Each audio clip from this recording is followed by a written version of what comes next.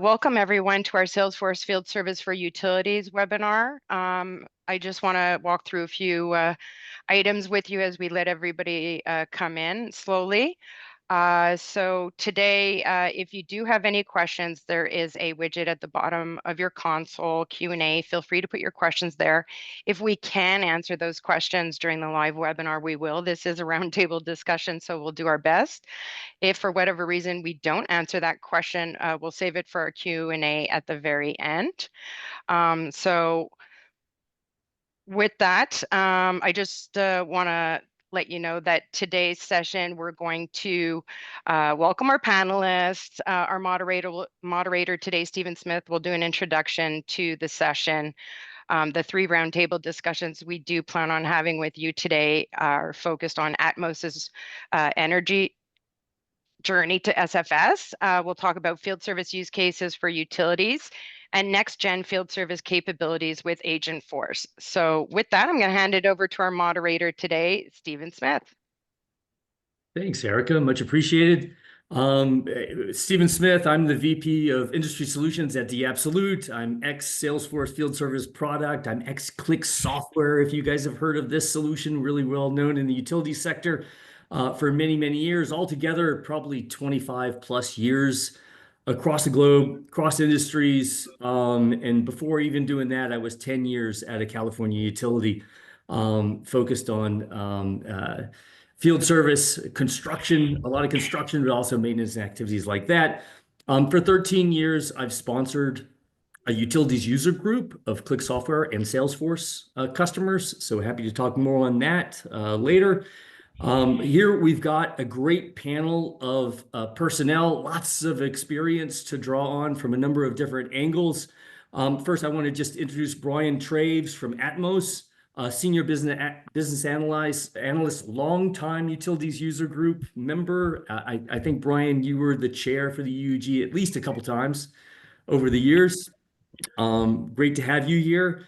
Also not shown on here from Atmos, a secret special guest appearance, Nate Planchin, who is a senior systems and data analyst, deep technical and field service experience, and some great solution insights that we'll get from Nate.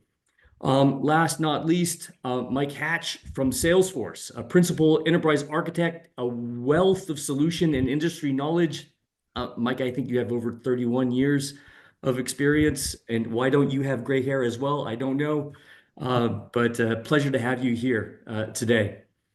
So that's our panelists. We're going to have a discussion. If you could go to the next slide. I'll give you a little bit about the session approach and intent. So the intent is to be very utility specific. No better way to talk about this stuff than going through a customer journey. That's why we have the great Atmos Energy here to help us go through that. As part of that journey, you can see some of the guidelines down below in this arrow. I'm looking to talk a little bit about how they found the solution, where they were coming from, etc. Any implementation experience they can share with this group. I think very, very valuable. And then talk through some of the key solution elements and innovation. We'll jump in and have Mike Hatch kind of give us some great insights on the Salesforce Field Service product, Salesforce in general as well. Lots of innovation going on there and an eagerness that we've seen in the market around AI. So we'll talk a little bit about that in some detail. And then last not least, we'll talk about the self-management aspects of things and draw on Brian and Nate and get some of their insights on things. So that's kind of the overview of where we're going with this. I'd like to, start the discussion off, I guess, again, in the best place possible, talking to an actual customer that has gone through and is going through a journey with Salesforce Field Service to replace a previous solution. So Brian, Nate, just maybe to start off, if you can give some insights into Atmos Energy, who you guys are, your coverage areas, a little bit about the solution and solutions that you've had in the past around field service, that would be terrific. So I'll hand over to you, Brian. Yeah, so Atmos Energy is a gas-only utility. We are I believe, the largest gas-only utility in the United States. We have about 3.5 million customers. Um, we have service in 8 states, including most of Texas and a lot of Louisiana and Mississippi. Um, we focus our field service management has our systems at least have focused primarily on what we call service work. Um, work at the meter for the customer. We rely heavily on optimization for that work.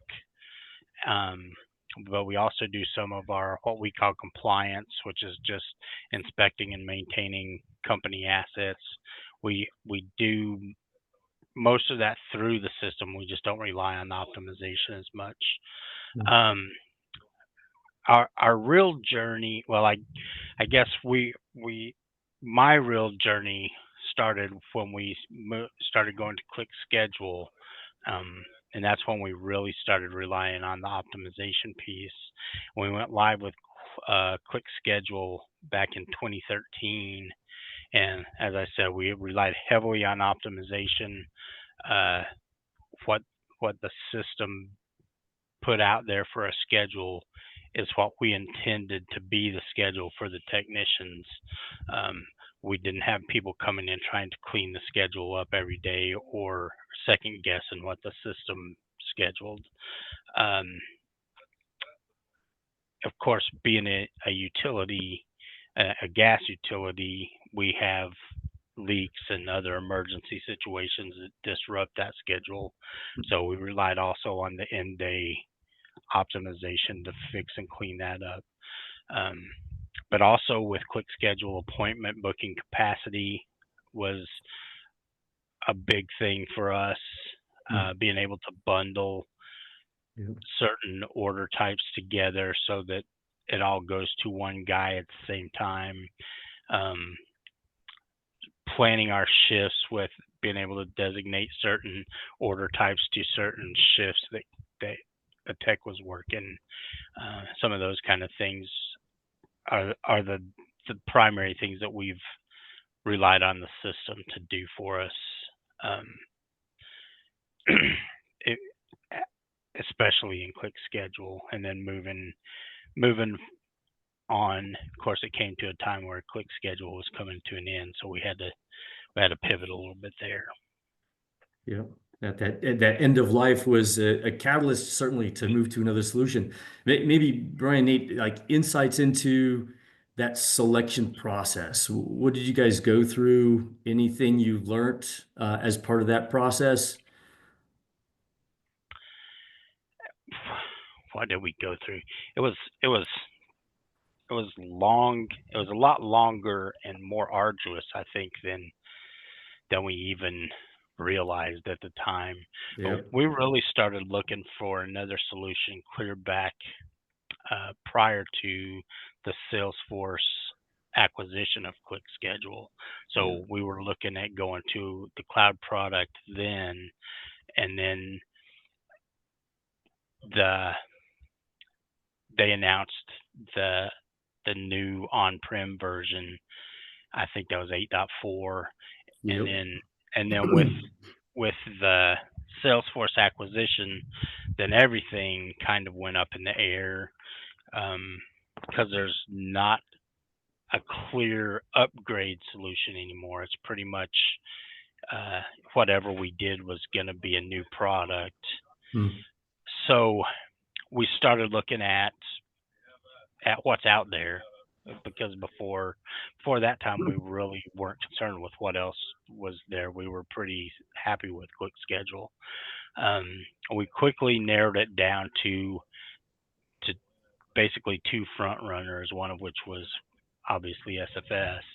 Mm. Um, and then we just started looking at how mature is the product. Well, nothing out there was as mature as Quick Schedule, but we felt like SFS was in a good place, and especially having acquired uh, Click and having those employees working on the new solution, knowing that the Field Service Lightning had been done in partnership with Click.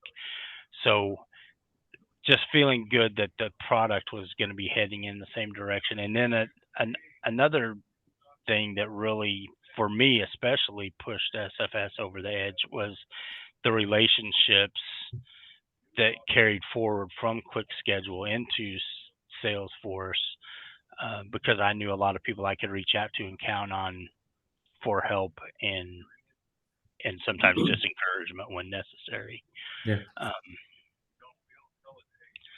Sweet. So that's kind of it in a nutshell. Yeah. Yeah, so that was a long, arduous evaluation series. In terms of the implementation approach that you guys took, it was quite unusual, right, for organization and how you split it. But generally, were you guys looking to take this opportunity when you switched to transform your business, or were you looking to get like hey, let's just get a like for like in place, and then we'll kind of adapt and adjust ongoing? What was the general approach? I would say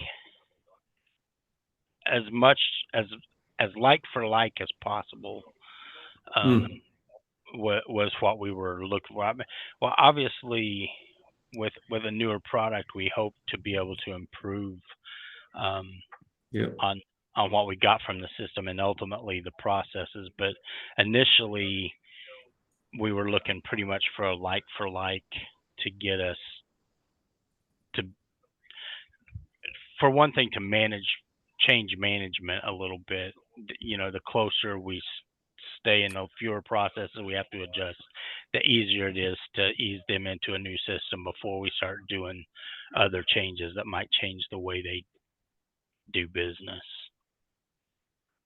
I've heard this a lot from the Click customer base, right? Hey, let's go like for like because we don't want to impact the users so much, right? And engage. So I'll have to ask you, remind me later to ask you about the user experience after the deployment. But as part of your process and your approach to deploy, I found it was quite unusual. Can you give some insights into what you did as part of your kind of rollout of a solution? Yeah, I can jump in there, Stephen. Oh, I thanks, think, Dave. yeah, absolutely. I think we started the plan from the very beginning, like Brian was mentioned. We wanted to replace the dispatch system first. Yep. We knew we were going to have to be looking at a product for our mobile solution as well for the service technicians that complete the work. But the way our architecture set up, it just made sense to go with the dispatch first. Yeah. So we started that project, and I really think that was beneficial for us, and allowed us to focus, like Brian was saying, on our change management. The dispatch groups, we have 2 dispatch centers, and they're consolidated in those areas. So as far as the change management approach, we weren't trying to hit 4,000, 2,000 technicians plus all the dispatchers at the same time. Yeah. We get into the dispatch, we get them used to using the new system, we get it solid state, we walk them through it, make sure everything they're feeling good about it before we start changing. Because one thing that we wanted to keep in mind, no, the dispatchers aren't using the mobile piece, right? They're just using the dispatch piece, but it still impacts them directly. They're that first phone call that our users, like our technicians, call them first. So Yeah. if the technicians are feeling stressed, they're feeling stressed, and kind of vice versa. So we didn't want to put it too much on both groups. Hmm. So as soon as we got out of the phase 1, which is our dispatch, we got that live, got it stable. We immediately started working on our replacing our mobile. So we did a proof of concept fall of 2023, right around the same time almost. Mm-hmm. Which I definitely suggest proof of concept if at all possible, because it helped our leadership understand what we were looking at and make some decisions along the way. Yeah. But we did our analyze phase. We moved, and as we're going through our analyze phase, we learned that there's two different unique pathways that we needed to account for. There was the service aspect, and then, like Brian was saying, our compliance aspect. Yeah. Those are 2 huge there's stark differences between the two. So two different groups of SMEs, two different groups of knowledgeable folks. Same support team, so some additional support group. But we thought by splitting it out, we are going to get a better product because we would be able to focus our efforts in making the service part better and the compliance part better individually. And it really took the pressure off, not only us as working with the teams, but it also took the pressure off of the field. Because when we went live, I feel like they feel like we're be able to provide better support. So we went live with our mid-tex group only at first, which allowed us to really slow roll and be able to focus on like one-on-one almost support. And by the time we were going live with the rest of the entire mid-tex division, I mean, it was kind of a non-event. They were pleasantly, I mean, I think a lot of the feedback that we've been getting so far and the overall temperature is just pleasant. They're pleasantly surprised has been that's unusual from any field techs, right? So really cool. So Nate, just to kind of like lay it out, you guys deployed Dispatch, which was like a centralized dispatch console from Salesforce Field Service first. Correct. You did that across your field resource operation, or did you segment it? So that was across both segments of business. Yes, sir. Everybody got on that, and then after you did a POC, you guys rolled out mobile, but you did it one group at a time, right? And we're still in the throes of the second group. So I like it. I like it. I like it a lot. I can see how the field, you would take pressure off your organization by having to deal with the field and dispatch at the same time amongst a change. And then roll out the mobile one stage at a time, also taking some of the pressure off. Did you have a period of time after you rolled out the first mobile where you went back and did some adjustment to the mobile and then re-release? I would say, yeah. I mean, we've Yeah. been slowly releasing. I think we've just finished less than a month ago, our full rollout for mid-tech. So it was over like a 2.5 month span of going live. So we started with 8 techs and then we kind of just built our way up, and we've been making changes, some changes. To be honest with you, one of the smoothest go lives I've ever been a part of. So there hasn't been much that we needed to fix. It's really just quality of life things that we're fixing as we can. That's awesome. Given my 25 plus years and 10 years in the utility, change is really, really, really tough. And this is a great story, a great set of insights. Appreciate it. In terms of like generally the overall timing, right? So outside the evaluation process, when you deployed, how long did it take to do the dispatch bit, if you don't mind? And then how long did it take to do the first mobile, the second mobile, just to give the audience a clear view of how long this takes? I think the dispatch part took us like right at a year. A If year. I Okay. remember right. And then the mobile for phase 1, which is service only, it took us 9 months. 9 months. Great. Awesome. Cool. And then the feedback from the field, it sounded like it was pretty good. Yeah, I think they've voiced opinion that they feel attended to, and to be honest with you, they're optimistic about the future of the product. So I would think it's gone pretty well. Yeah, eagerness from field users is amazing. That's where you want to be at for sure. Very, very cool. Love it. Love it. Anything like knowing that process and what you did as part of the deployment, anything you would have changed going back in retrospect? I can't think of anything. I mean, we learn along the way, so we got to make mistakes before we can fix them. But Yeah. It sounds like you built in an ability to kind of go back and adjust and adapt within that process, which was really smart. Like it. Brian, anything to add? Not really. I like Nate said, we made adjustments. The things that we learned, we just rolled into what we were doing. So it's hard to go at the end of a project, we usually look at lessons learned from that project, but in this case, we just kind of rolled those lessons in as we went, That's including splitting the mobile piece into the two different projects. nice. Very agile. Sorry, Stephen.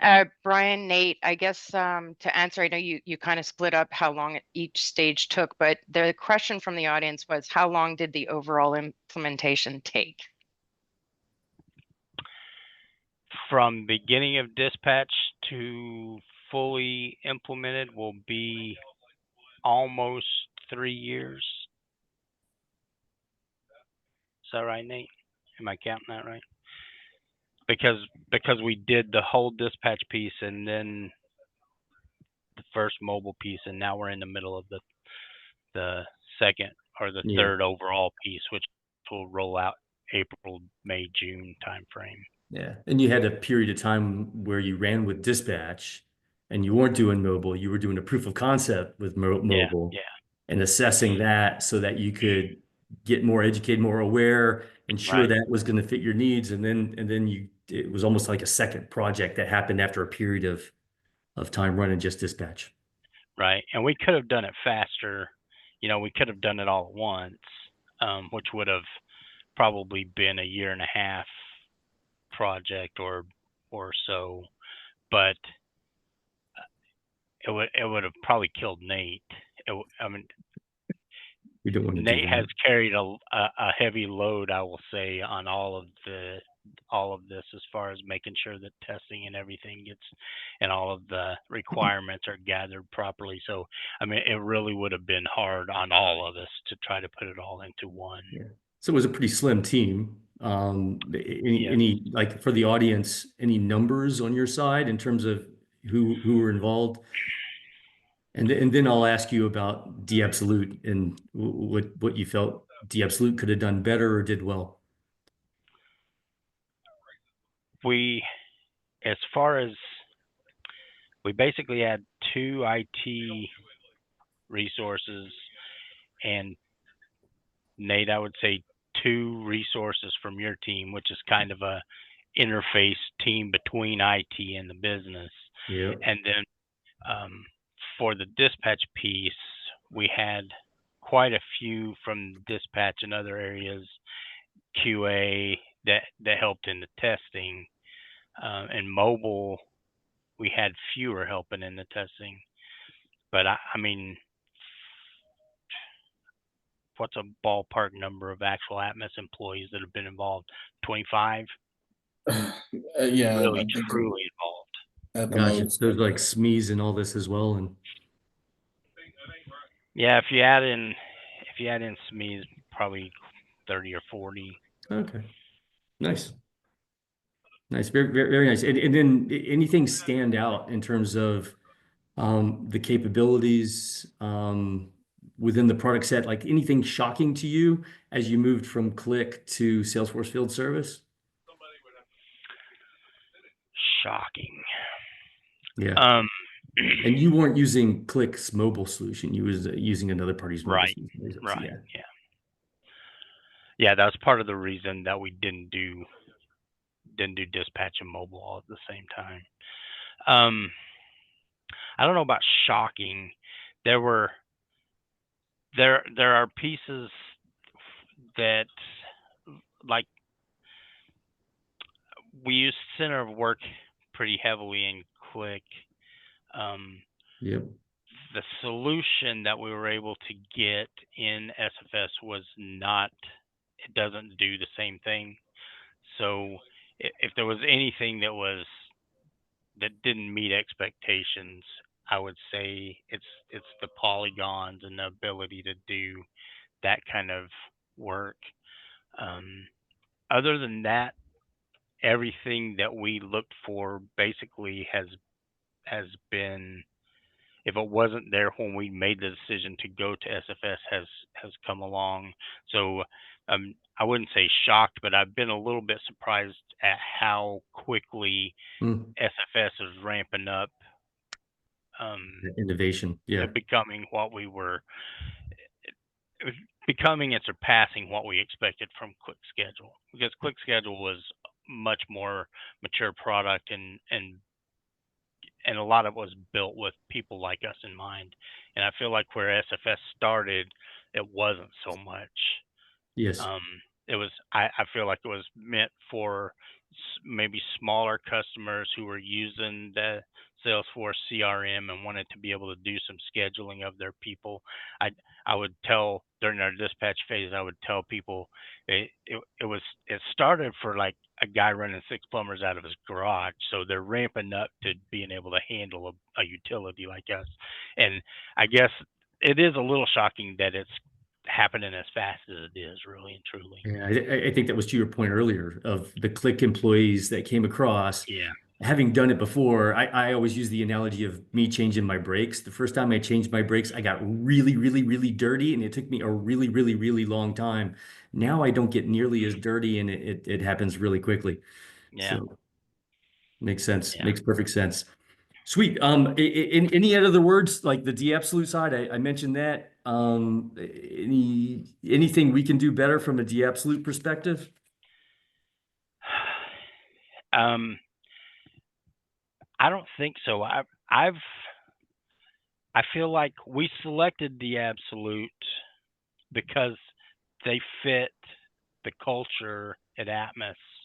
We gelled really well. We talked to other companies that would have done a great job, I'm sure, but they just didn't meld with us the same way that the Diab people did. And we've had times where we disagreed over things. Yeah, We've had some pushing and shoving here and there, but in the end, we've I think they've really helped us to build the best product we could for our customers. love it. So we've been very happy with them. That's a healthy friction, right? I think Yeah, you yeah, don't want an implementer to come in and say, "What do you guys want? What do you guys want us to do for you?" absolutely. Yeah, It's a dangerous thing, but I like this healthy friction aspect of it. yeah. Very nice. Before the next thing we're going to go on is the field service use cases. Anything else, Nate, Brian, to add before we go on? Great. So here, I'll go very quickly through this section. I'm going to give Mike a lot of time to kind of talk through what he wants to kind of share with you. In terms of field service use cases, I jotted down in this next slide, I jotted down just a few of things. I think Brian mentioned a lot of them, a lot of the ones that I highlighted here, which I think are especially important for use within the utilities that I've encountered over my 25 plus years in this industry. And so, things like bundling, I think, Brian, you mentioned that. That's an important aspect of, intelligently pulling together jobs based on, is it the same asset? Is it the same street that the resources are working, the same address, et cetera, to make it more efficient and effective for the field resources. So you don't get those calls from the field guys saying, why did I just left that site? Why is Joe going back to that same site to do some other work? Come on, you should have just gave it to me and saved us all a headache. But things like timesheets, another one, a favorite of mine, especially timesheets with union rules, very complex and difficult to address. And Brian, you mentioned the in-day optimization.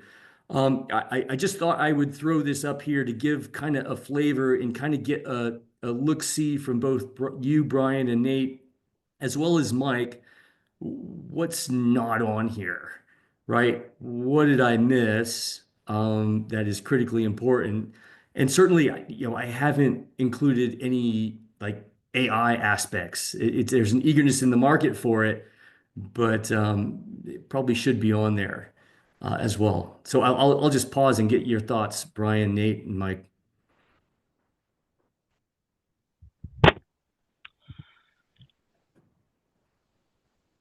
Hmm. One of the things that I know is coming in SFS that we're looking forward to using is padding the times between around, because we account for the time that we're on site in an order, and we Yes, account for the travel time, but yes, there's time in between that after you hit complete, send off the order, and go to your next one, where you're looking to see where am I going, yeah, planning out your your trip and you know what's going to happen, getting out and moving, removing your cone, possibly stopping off at the 7-Eleven because you need a coffee or a Coke or something. Um, Yep. those are all things that happen in the day, and we really right now are not accounting for that in the optimizer. So I know that being able to pad those times a little bit and build in a few minutes in between is something Yeah. that we're looking for playing forward to playing with. That's really cool because I mean the whole intent is to get as realistic a schedule as you can in terms of the plan so that you're not scrambling to fill the void. So that stuff has to be part of the plan. So Right. I'm looking forward to that as well. It's been an issue from the click days, right? Hey, Yeah. okay, you're getting as precise as you can, and then later in clicks days they got predictive. Salesforce has predictive as part of the offering, but this is another level of being able to make sure you're representing what the ticks are actually doing. So Yeah. love that one. Anything on your list, Nate, that's not on my list? I think being able to have an appointment go out and stay on the where it gets scheduled, like being able to control what the optimizer will and won't remove. I think that's going to be a kind of a big benefit for our use case. But Gotcha. uh, So like locking down a job or pinning a job? well, more like well, sort of, but where the you can pick what type of order types. Like, so if we don't want the optimizer to remove this Oh, type of order from the excluding. schedule ever. Yeah. I gotcha. I gotcha. Excluding, yeah, you can move anything but these things. Yeah. Yeah, yeah. Makes perfect sense. Makes perfect sense. And Mike, your thoughts, and I'll just kind of let you segue into some of the slides that you're going to share with us. But your thoughts on the list. Yeah, I think it's great. One thing that occurs to me that I see a lot, and I'm also working with companies that are kind of across the energy and utility space, from upstream projects and construction, all the way out to the end consumer and delivery. And project management shows up a lot, kind of across the spectrum of things Mm, that yes. is something that everyone's dealing with when it relates to how do I accomplish a job, and that includes how do I get people out to the right places at the right time. That looks different when you're doing it in sort of upstream energy construction, maybe than what it looks like when you're out kind of in the more Yeah. consumer oriented support space, and making sure reliability out to the consumer space. That's one thing that kind of pops Uh, up to me as I That look I at think that's a critical one, the project side of it. Like we see it heavily, certainly in the construction customers that the Absolute work with, being able to manage project and that hierarchy within, as well as all the prerequisite work, which is also a key thing in the utility space, right? Making sure you got the permits, the locates, the traffic control, all those other little bits and pieces put together so you can move things forward or not move things forward appropriately. But I get you.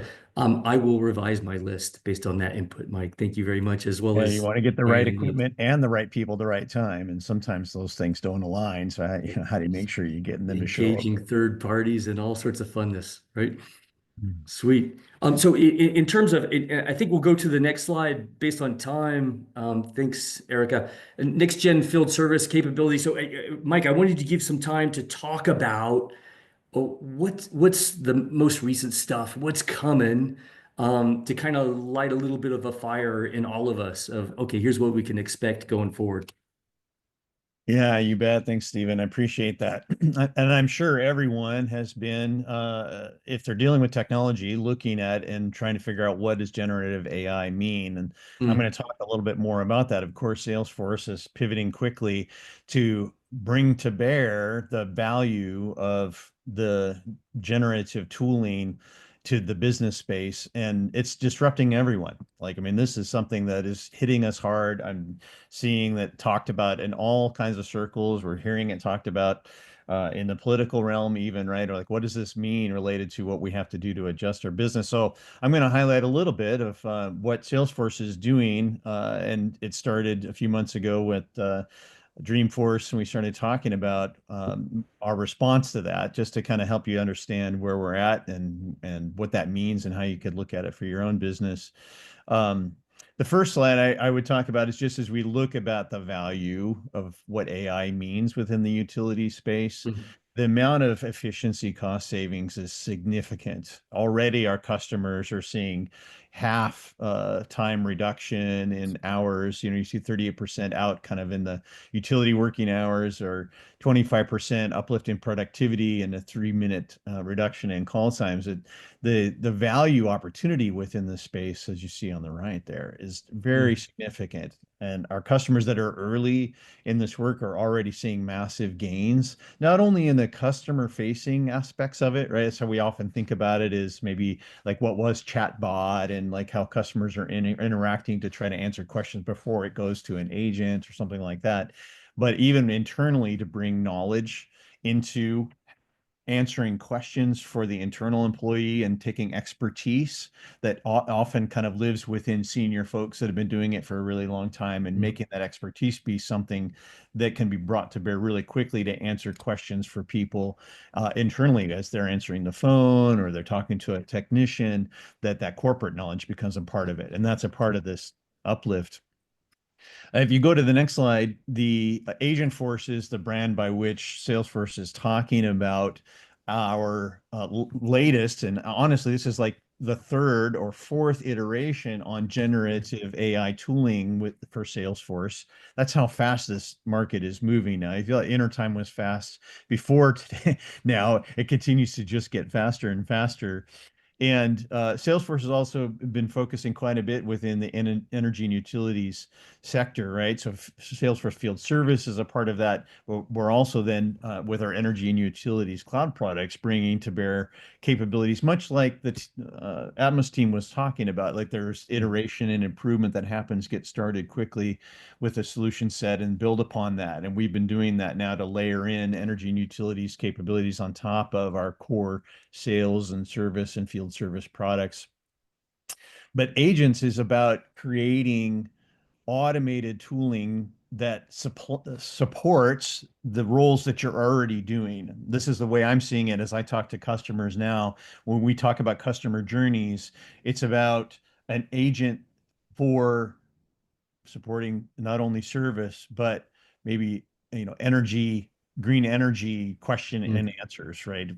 So that those capabilities that you're bringing to bear to market are part of how these tools can actually make a plan and answer questions, to be an advisor to the either internal person who's helping the customer, or that field technician that's out there. Prompting the user, prompting the either back office or out in the field user for, here's where you need to go, here's some insights that you need as part of it. Is that right? Yeah, exactly right. And when your technician is looking at a particular thing, and maybe there's some sort of new knowledge that needs to be brought to bear. Oh, that particular unit actually has a special case, and there's a knowledge article that answers a question about how to configure it or set it up properly, that information is immediately available. So I don't have to postpone that field service visit. I can get the answer that I need right now and fix the question, answer that question immediately, and do that in a conversational way. As an enterprise architect, I would say that's the most significant change that's happening here, is that we're able to actually converse with the technology, use human language to talk about what we're trying to solve, to ask questions and get back those answers to those questions in a human-oriented way. It makes the technology. I probably watched a little bit too much Star Trek growing up, but I always dreamed about being able to just talk to the computer and have it answer my questions. We're certainly moving in that direction. No, it makes tons of sense. And anything in terms of like the adoption of, like, what's the entry point that you're seeing most kind of explore this capability? Well, within the service space, it's absolutely service agent, call center agent, and or Totally. technician question and tooling for being able to answer and automate the answers to questions that customers are asking, putting that out in the channels that are between the customer interacting with you, but then also easily escalating that to a human agent, so that and bringing in the conversation with you, so that you don't lose any of that context, right? That's the thing that irritates the customer the most, is where I give my phone number and then I have to give my phone number again, whatever. Now bringing along that conversation that's been happening when you do start talking to a human being. And you can see some of the examples of that here. Agentforce field service, scheduling appointments in a conversational kind of way, and helping dispatchers understand exceptions and raising visibility to those exceptions so that they can respond to that. Guiding people and providing insights too. There's the interesting analytic and leadership and management. So like the dispatch scenarios and the management insights too becomes much better, because now what's been happening and the summarization of a particular case or maybe a work order site visit is something that can be created very seamlessly, saving time of the technician having to type in, here's what I did, or summarizing something. And then that creates better visibility to those who are managing the process to see what's working, what's not working, how to Very adjust. nice. Taking some of the burden off of the users of the system and give them some greater insights. Smart. Love it. Yeah, exactly. So a couple of the use cases on the next slide, really, I've been talking quite a bit about the second one, but I want to highlight that first one. We haven't talked a lot about that today, but I assume that Atmos is seeing it too. I'd be interested to talk about that. Is connected information that's coming off of sensors or devices or meters, what have you, and IoT connectivity. That information now becomes valuable insights within a agent scenario to be able to capture and act on that information more quickly, to see the exception that's happening, see a threshold for something that's about to fail, and then drive actionability, drive the visibility to that. And that's what that top item is about. And I didn't highlight very much on the, one of the previous slides. There's data and data volumes and data cloud products to be able to connect that information up to make it visible in Salesforce. That's often been a hard thing to do, right? Integrating information from other systems or from field devices. Now there's the ability to actually have visibility to that on an ongoing basis and use it as a part of the generative scenarios, so that you can say, oh, the meter read this time was this much, or whatever, action needs to be taken, that's visible. And that's been a hard problem. And I've seen a lot of that too. That's one of the big use cases now, is connecting that information up. I'm curious, Nate or team, about how Atmos is thinking about that, and how you're connecting your meter and or asset data back up into your field service activities, if at all. Is that happening for you? At this point, it really isn't. I'm sitting here thinking right now from a compliance standpoint, in terms of inspection and maintenance of assets, it would be a great place to potentially start. Even if all it's doing is monitoring things and saying we need to create this work order to go out and have somebody check on it because we're seeing outside of tolerances or whatever. But we're, as a utility, generally pretty slow to jump, so I can see getting there, but it will be slow. Thanks, Brian. Appreciate that. So I think that's probably time for the information that I have to share, and I want to give time to our listeners here to ask questions, so we can make sure we're addressing the concerns and questions they might have. There's some example architectural things in here, but for the time being, I think we'll make that as something as a takeaway that we can talk about later. Love it. Love it. Thank you, Mike. Appreciate it. Brian, curious too, like around the AI elements, what other areas have you guys explored already? Are you guys in the act of exploring, or are you guys in an act of like, hey, we're eager, we're interested, we're looking to get educated? We have people who are eager and interested. We are doing a little bit, mostly with recognition of meters. We're having the technicians document in pictures a lot more of the things that they're doing, especially at a customer location. So we're rather than having somebody have to tag all these pictures, we're training AI to say that's a meter picture, that's a water heater picture, that's a this or that. Problem with that is, in our business, everything is kind of squarish, cylindrical. Yes. Everything looks like a meter, and everything looks like a water heater. So but they are having some success. They are working in that direction. Yeah, I'd be very interested in hearing more on this as well. And I know as part of the utilities user group, we've had a number of sessions on drones, LiDAR, et cetera, giving some recognition. And always the discussion gets down to the data and Yeah. how do you leverage the data, which I think feeds Mike's approach and what some of the messaging Mike's giving as well, being able to leverage some of the detailed data and then deliver some results via AI for utility organizations. Sweet. Is Sorry, Mike, go ahead. a quick hit on that, Stephen. I would say probably the single biggest question or concern that customers have related to the AI pivot that's Yes. happening is data. It's protecting information, those corporate assets and information, customer information that you don't want going out into the public AI tools and training them on then your own corporate information or your customers' information. And that's really important to Salesforce. We're leading everything that we're doing with our primary value of trust, but doing that in a way that gives you access to all of the common public language tools that are out there now, the LLMs that are out there, but doing it in a way that your information's never used to train, your information's never saved inside your interactions Yes. with those language models, and protecting it so that you can trust what's happening and use the AI tools to great effect to create the efficiencies for your business, but also do it in a way that you know that you're not actually just putting your company information out into the wild and then making it available for others. Yeah. Huge hot point for utilities, security and security of their data and their Yeah. systems altogether. Spot on. Love it. And then I think data quality and not many utilities I know are like our data is in pristine condition. So that's another aspect of some of these discussions that we often run into as D absolute and implementers in organizations. But appreciate that. Awesome. Yeah, Brian, Nate, another question to you. Just as you move forward, I'm curious. You had Click, really well known in the utility sector.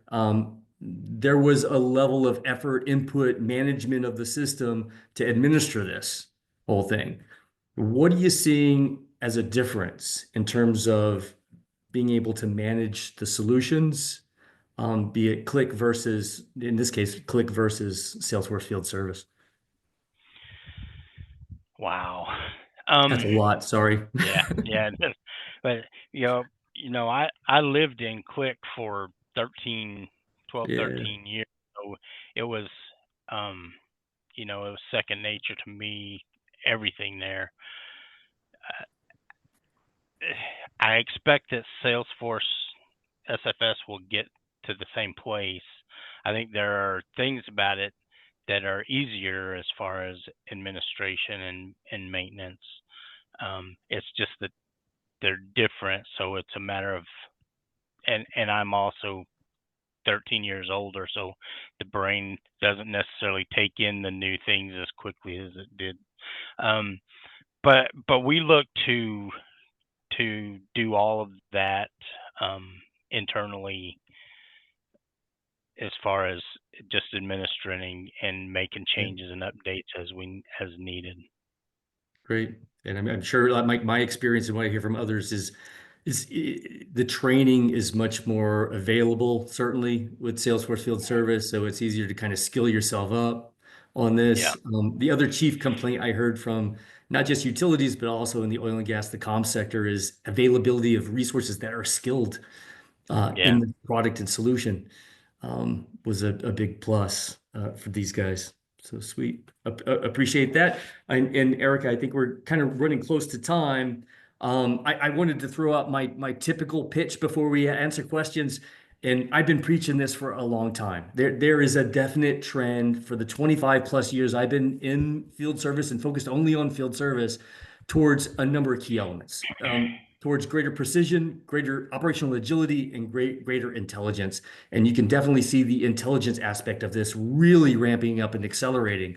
But precision, getting more data, being able to individualize, support the variability within your organizations, typical of any utility.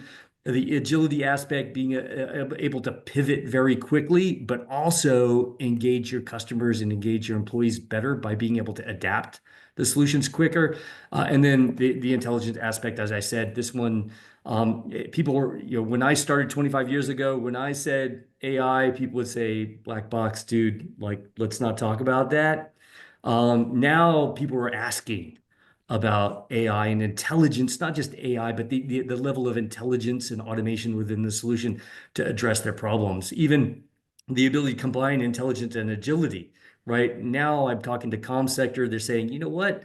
Why don't you just automatically adjust the approach, the distribution of my resources, et cetera, based upon the feedback and the learning that has been accomplished over a period of time? So there's a level of automated intelligence that people are now starting to poke at, and probably a new trend that's opening up itself. So I wanted to say that because I'm saying, keep an eye on precision, agility, intelligence as you're going forward with any field service application. That's where the trends are moving, and that's what you should think about. Sweet. Much appreciated for your time. Erica, let's open it up to questions. Yeah, we'll give people the opportunity to type in a question if they have one. There were a few, and I apologize. I'm usually on top of it, but I was so busy listening to the conversation that we might have actually answered them. So if we did, we'll pass on. But I had, what surprised you most about deploying or using Salesforce? I think we kind of touched on that, unless you had anything Yeah. to add. And then there was, what are energy and utility customers concerned about when it comes to AI trends and technology? I think Mike slightly touched on that, unless you had anything to add. I think he touched on it in the sense of like the security of your data, or if there's anything else Yeah, you wanted to add to that, Mike. Yeah, the two biggest themes, one is the one we already talked about, right? Is security information. If I'm accessing an AI tooling, how I may protect my data and make sure that that information is not going outside the enterprise, but it's protected within your environment. The second one really is kind of more of a development-oriented concern, right? Because it's changing so fast, your people are going out there and either saying the chief legal officer sometimes, or the operations officer is saying no and blocking it, right? Because there's everybody's already chasing after it, using it personally. And so then a lot of organic things start to happen. So I've seen that response, but then more frequently what I see is there's this experimentation, there's stuff that's starting to be done, and using those services directly, there's a cost and consumption model to doing that. And to build an enterprise solution, to build a delivered package solution, how do you put the security, the monitoring, the auditing, the protection against hallucinations and other things that does exist within the generative AI space, that Salesforce has done a lot of work to put in the trust layer to protect that, to look for it, to give you toxicity scorings and things like that. And so I see a lot of customers that are wrestling with that, right? They're developing their own AI tooling. They're starting to use it. They're starting to see the value of it. But putting that into a productionized solution, there's a lot of cost and complexity in doing that, that customers are wrestling with. Brian, Nate, did you have anything to add to that? No, my thing would go back to the security. It's such a big deal. You really can't.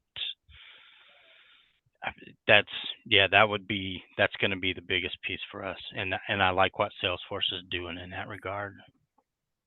Great, thank you, Brian. And then a last question, and maybe you touched on it slightly, Stephen, or somebody else to answer this, but what trends within utilities do you feel are influencing solutions and success? Yeah, I would go to what I was saying before: precision, agility, and intelligence. That's my go-to for a long time. Seeing where this particular market has gone for 25 years. I mean, precision, it used to be, hey, it's okay to do everything the same way, and let's have a broad thing. Let's push out control to the field even for certain things because it's too complex for the solution to manage, and talking people out of that. Likewise, agility, a very, very large global oil field service organization running Salesforce Field Service and was running Click before. I had to talk out their executives of building a solution that meets the needs for one part of their business, the bigger part of their business, right? They intuitively thought it had to be one flavor across the business, but that's not the case, right? It has to be very individualized, and thus the agility to support that is huge. And then I've mentioned and ad nauseum probably at this point the intelligence aspect of it. Used to be, like I said before, black box, not so sure we're going to touch these things. And still some utilities for certain work types, they don't automate it, right? They feel like they need to touch it. And that's okay because it's a level of maturity that an organization needs to grow into ultimately, and they need to be comfortable enough with the application to be able to support an automated approach. But that's the trends for sure. No doubt in my mind, and all the interactions I've had with analysts, et cetera, that's where things are going. Keep an eye out for it. Thanks. And I opened up to Brian and Nate too. Like again, nothing like hearing directly from those using the solutions, but you guys see any particular trends within utilities, your particular utility or others? For us, we're just looking to get everything done in the field into SFS, and just like you're saying, I mean, we want to automate everything we can and where it can be specialized to this or that. I mean, that's part of why our compliance and our service is broken into two pieces, right? Because Mhm. we're doing things different for different pieces of the business. But yeah, I mean, that's our focus is to have everything that's happening out there coming through SFS so we can account for the time, the manpower, the everything, and having these resources that SFS and Salesforce is continuing to build on, I think is huge for us.